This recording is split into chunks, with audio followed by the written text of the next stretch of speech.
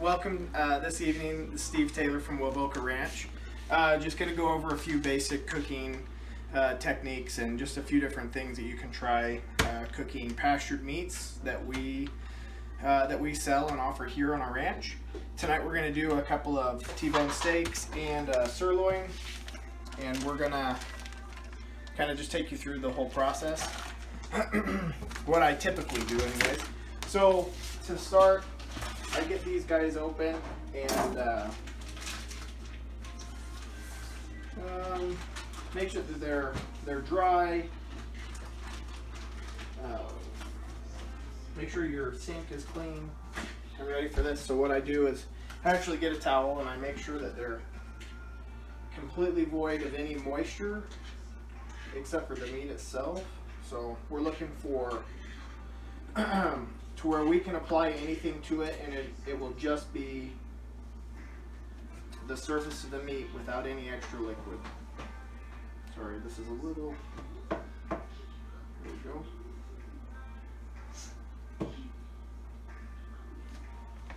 So give it a good thorough pat down. I won't rinse them because I don't want to make it any more diluted. You want those flavors to stay intact, because when it comes to meat, the more you rinse, the more you wash, any of that kind of stuff, you're just taking flavor away from it. So like this, this is what you're looking for, a good, basically dry. It's still going to be, because it's wet, I mean it's a piece of meat, it's going to have some inherent moisture, but what you're going to want to be able to do with it, put it on a piece of plate, or you're all welcome, and for it to not leave any residue on the plate. That'll give you the best possible cooking surface for your meat. So we'll just start with these T-bones,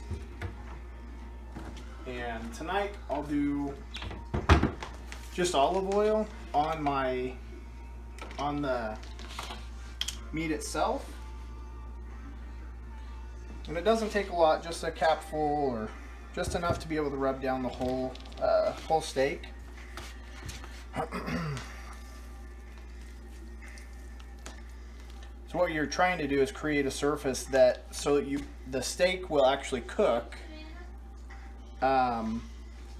without actually burning or destroying the flavor of the meat. So you have that barrier, and that's what the olive oil is there for, is to create a barrier to where the meat can actually get the temperature.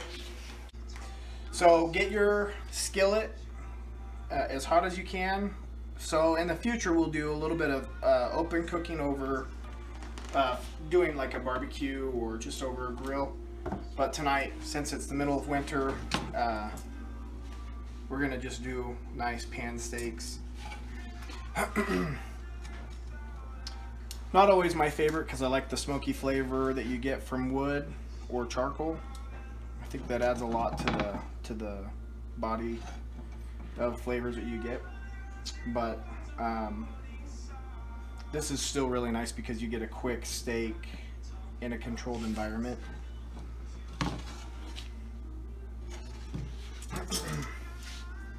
And I don't ever really test how hot the pan is before I do it. I normally let this get hot for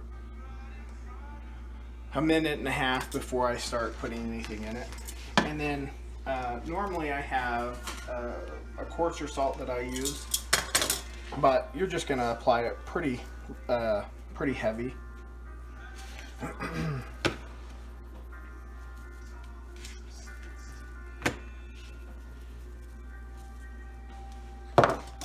And I don't put the pepper on until I'm done,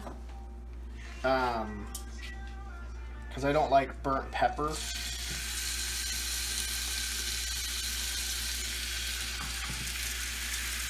So if you're just beginning, you've never done this before, set your timer for about a minute, and that'll give you time, because you're just looking to get these really hot. You're gonna flip it. So you should have a total cook time of maybe 2.5 minutes.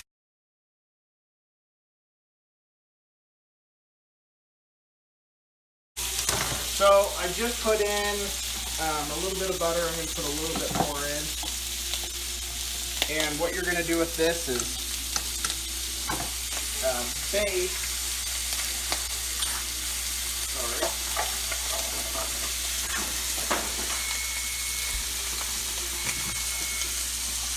So what you're going to do is you're going to baste this meat,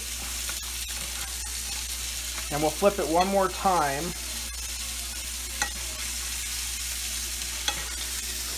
Why did you do that? Just really starts to caramelize and coat the top surface of these steaks, and then we'll just let that get under both of these really well.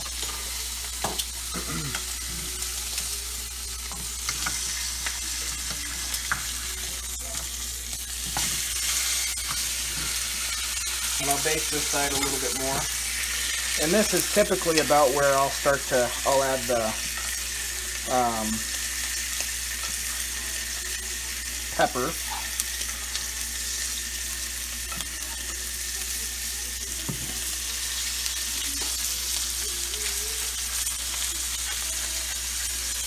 And I'm a salt and pepper man. That's all I ever do to a steak. And this is done.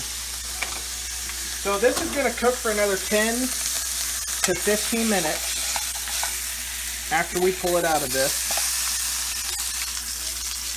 So what we're going to do is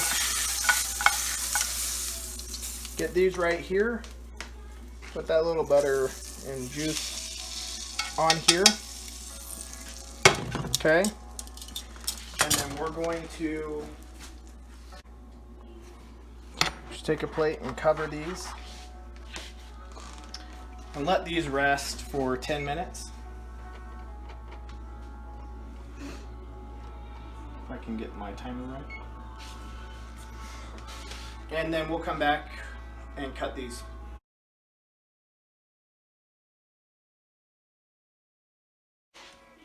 Alright, well, we're waiting for these to set. So real quick on these. So what happens, you cook them, the moisture from inside the steak will come to the surface, and allowing it to rest before you cut it allows that juice to fall out and then to soak back in.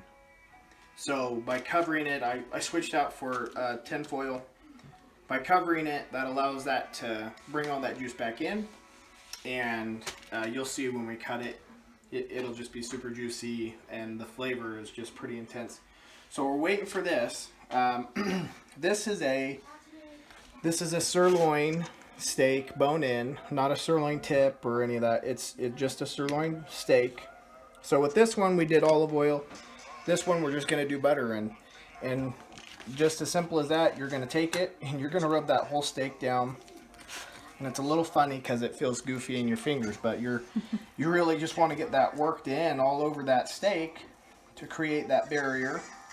And I just wanted to show everybody the difference in cooking with olive oil and with butter. The butter is going to caramelize a lot quicker, and so you might actually see it might look done a little bit quicker, but you really want to trust your timer. And if you're unfamiliar with your stove, this is a trial and error until you learn how your stove actually works. And it's the same with open flame. It just takes time. You will not create perfect steaks the first time you attempt it. I've been cooking steaks for a long time. I've been cooking meat for a long time. And it just takes patience. You're never going to get stuff right the first time you try cooking with something different, cooking in a different atmosphere, elevation. There's lots of things that can affect what you're doing. But have patience, and really trust what you're working with. So if you don't know your tools, learn your tools, and then practice on smaller things. So the sirloin steak is kind of known to be a little bit, a tougher steak. Not just to cook, but just a tougher cut in general. So I'll show you what I do tonight, and we'll kind of go from there. Okay. All right, again, so I'm not going to wash the stove or the skillet out at all. I like cooking on top of that other stuff because I'm lazy, probably more than anything. Anyway. Flavor. So this is the sirloin steak. When this gets hot, we'll give it a little bit longer to get warmed up. We really want this thing just smoking, piping hot when it gets on there. You're really just looking for, even this is a little bit thicker. These were 3/4 inch cut. This is 1 inch cut. My preferred thickness is 1.5, and I can honestly say I probably never messed with anything thicker than 1.5 as far as cooking with a steak, but roast for sure 2 inch. And I cook a roast the same way as what we're doing here. And then when I go to put it in my crock pot or Instant Pot, I've done the same process. So then when it goes into whatever you're making, I take all of this and I make a sauce out of it and put it in there, and the flavor is just insane. So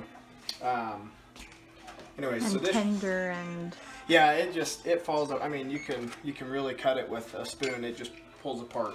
So, all right, we're gonna put the steak on here, and we'll just kind of see what happens.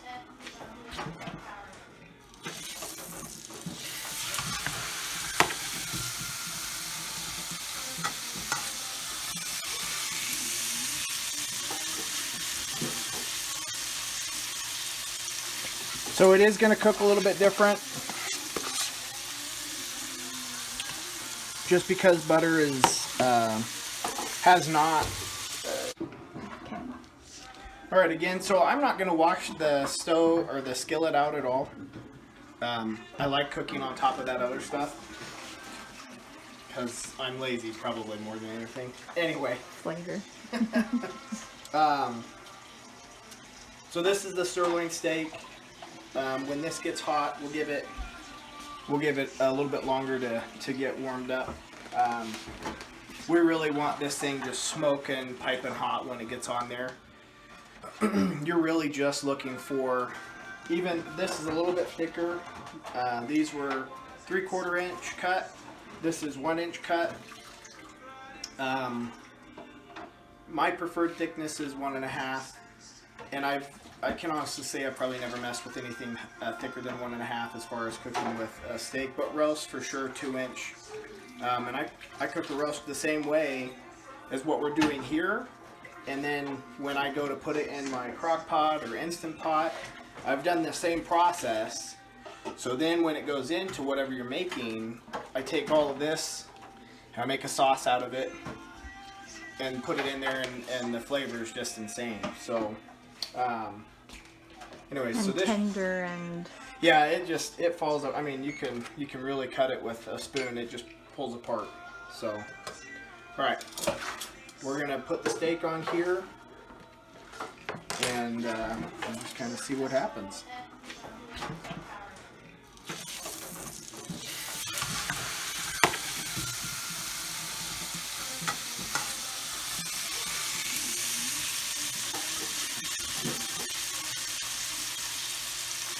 So it is going to cook a little bit different,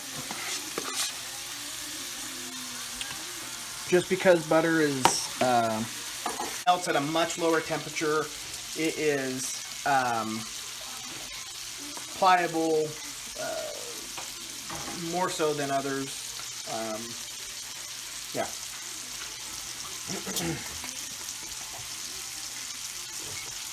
Let that go. While that's finishing up on this side, we'll go ahead and cut into these guys.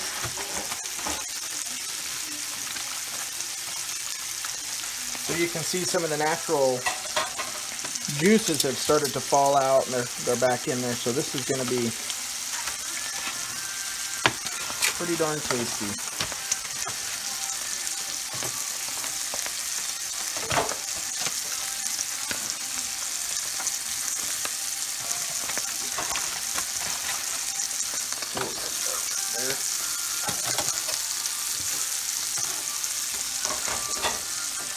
So with these, I just cut them away from the bone right away.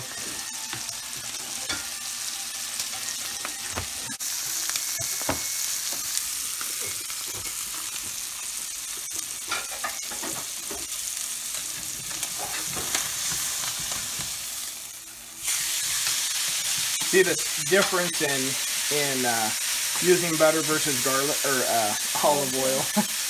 I'm thinking garlic oil because it sounds really good right now. Yeah, so we'll go ahead and cut this while we're waiting on that. But there you go. I guess that would be medium well. But this is, it'll cut pretty darn easy. It's not a hard process at all.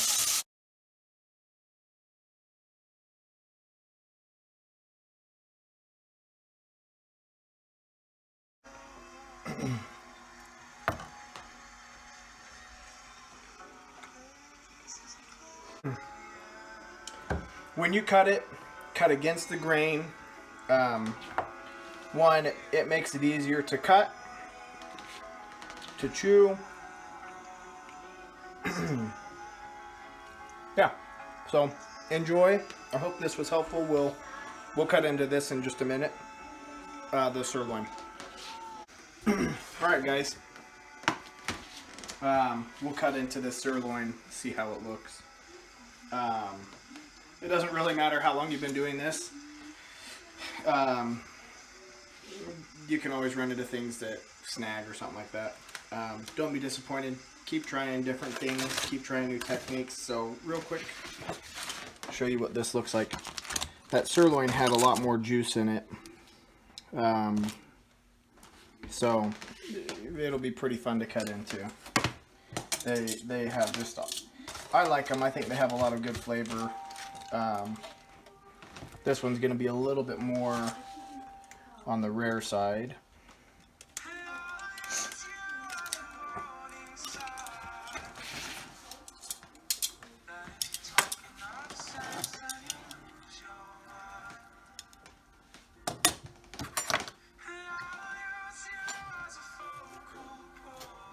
But still looks pretty good.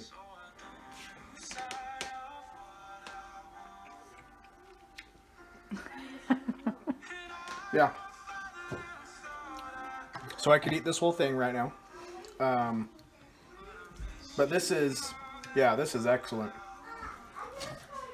Show them the grain. How do you tell if you're against the grain?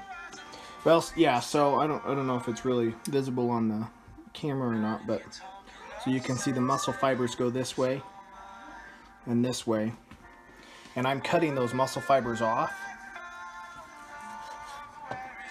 so that when you get the cut, you have short fibers. So you can see that I've cut them, and they very tender, pull apart very easy. Yeah, so you can see how much juice this pulled back into it. So I like using butter primarily. I don't mind using olive oil at all, but the butter just there's a lot more flavor to me anyways. But you can see this just falls off. That's one of the things that we really like about our cows is just how complex their flavor is, and they get such a variety in their diet that it really shows up in when you're cooking and when you get to eat it. So real quick, I'll show you this piece that I just pulled out or cut off. So you can see, let me see if I can, it's kind of shiny. Okay, so this white layer right here, this is collagen. So a lot of people nowadays, they take collagen supplements instead of eating heritage breeds of beef. Have quite a bit more collagen in them, and so like our general beef that is cooked or raised in the U.S. is heavier in back fat, and overall the carcass has more fat on it. Well, Scottish Highland beef does not develop the thick layer of back fat all over it. And so you don't get the concentration of exterior muscle fat. You get, with this, you get more interior muscle fat or marbling, which is what every producer is really after, because that's where the flavor is going to come from. That's where the body of the food is going to come from. It's going to have more flavor, more texture, and it's going to be more tender. So, so the collagen on the heritage breeds will have more collagen. So with collagen, so like on your roast or anything that might have like the little strip of collagen, slower heat or slower cooking, lower temperatures will break down that collagen. And so like when we do stews or roasts, when you're done, you pull everything out, and if you just let it set up, it'll turn to jello. You know, you'll have this bowl of jello basically from what you cooked, and that's the collagen, proteins and all that stuff. That anyway, so the difference is you get the health benefits of not having the exterior fat but interior marbling, and you have the collagen that goes along with what you're eating, and you don't have to take collagen supplements. So anyways, I hope you guys enjoyed our video. I can see our carnivores are not going to wait long for us. So everybody have a good evening. Thank you, and have a good night. Bye.